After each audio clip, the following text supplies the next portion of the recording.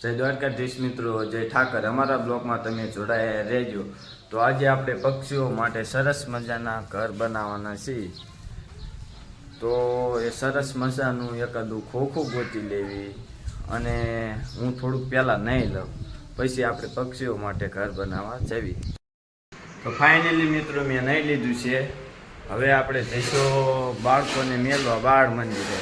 તો ત્યાં જઈને તમને મળવી. ચલો. આને બાળ મંદિરે નથી જવી એટલે રોવે છે. હાલો હવે આમને બેન આ બેન મેળવા જવાનું છે. બાળ ક્યાં જવાનું હોય તમારે? ક્યાં તારા? તો ચલો આમને અહીંયા મેલીને તમને ભેગા થવી. ઓકે ગાઈસ, જાઓ. તો ફાઇનલી બાર મંદિરે પહોંચી ગયા છે મિત્રો. ફાઇનલી હું ઘરે પહોંચી ગયો છું. હવે છે ને આપણે ચકલીનો માળો બનાવવાનો છે. તો ચલો આ ચંગુને મંગુને લઈને આવ્યો છું, કારણ કે આ ફોન ચાલે અને હું ચકલીનું ઘર બનાવી નાખું. મિત્રો તો હવે આપણે ચકલી માટે ઘર બનાવી દેવી. પછી તમને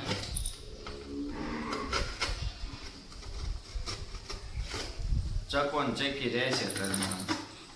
એવું ઘર એકાદું બનાવી નાખ્યું. તડકાના બિચારા ક્યાં જાય પક્ષીઓ?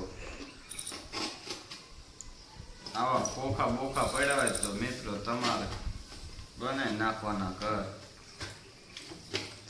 વેસ્ટમાંથી બેસ્ટ કરવાનું છે મિત્રો.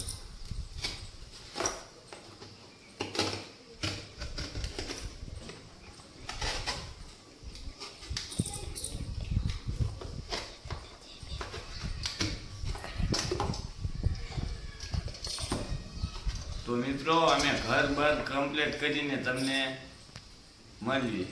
મિત્રો ચકલીનું ઘર હવે બની ગયું છે. હવે આપણે નીચે જઈ બાંધવા. ચાલો.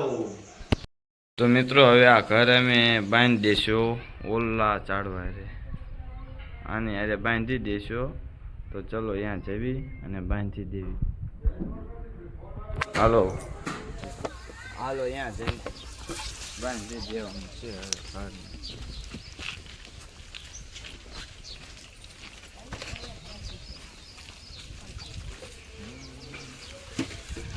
આની માથે મિત્રો જવાનું છે મારે, સડવાનું છે.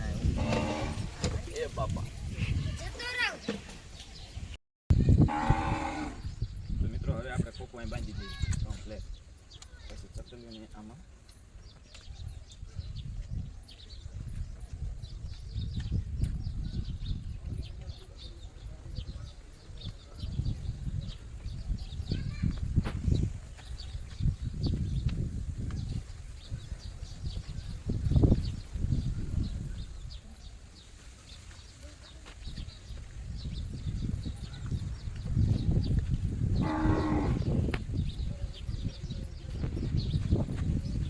તો મિત્રો હવે ચકલીઓ માટે એક ઘર બનાવી દીધું છે અને બાંધી પણ દીધું છે. હવે એમાં માળો બનાવશે. તડકા હોઈ રહેશે.